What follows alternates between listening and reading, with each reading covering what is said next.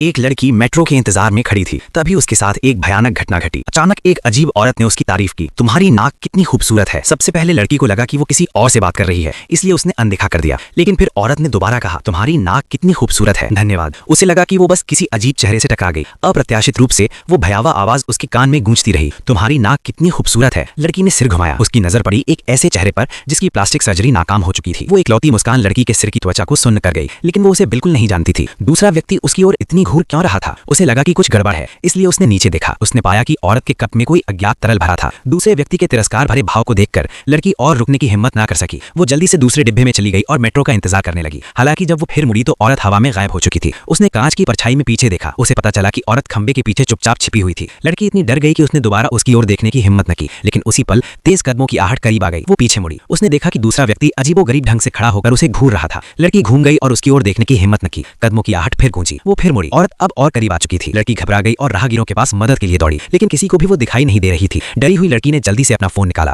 वो औरत की फोटो खींचकर पुलिस को देना चाहती थी, लेकिन फोन का स्क्रीन खाली था। उसकी कोई आवाज ही नहीं आ रही थी। लड़की कुछ समझ पाती इससे पहले ही औरत चुपचाप उसके सामने प्रकट हो गई। उसके हाथ का पीला तरल जमीन पर गिर गया। तुरंत सफेद धुआं उठा। लड़की घूम कर भागी, लेकिन दूसरा व्यक्ति उसे जाने न देना चाहता था। वो पीछे से उसका पीछा करने लगी। डरी हुई लड़की एक पल भी रुकने की हिम्मत न कर सकी। वो इतनी तेज भागी कि रुक गई। उसे लगा कि आखिरकार उसने उसे झटका दे दिया, लेकिन उसी पल पीछे से अजीब आवाज आने लगी। लड़की इतनी डर गई कि जमीन पर गिर पड़ी। उसे लगा कि शायद भ्रम हो, लेकिन अगले ही सेकंड औरत उसके पास पहुंच गई। लड़की पास के बाथरूम में दौड़ गई। उसने दरवाजा बंद किया और पुलिस को फोन लगाया, लेकिन सड़क पर मौजूद पुलिस ने उसे पूरा बोलने न दिया। उन्होंने पूछा कि वो औरत कैसी दिखती है। लड़की को तुरंत कुछ गड़बड़ लग गया, क्योंकि उसने कभी नहीं कहा था कि उसके पीछे कोई औरत उसका पीछा कर रही है। पुलिस को इतना साफ कैसे पता? जैसे ही उसे होश आया वो भागना चाहती थी, लेकिन बहुत देर हो चुकी थी, क्योंकि एसिड उसके सिर के ऊपर आ चुका था। आखिरकार लड़की उस बर्बादी के भाग्य से बच न सकी।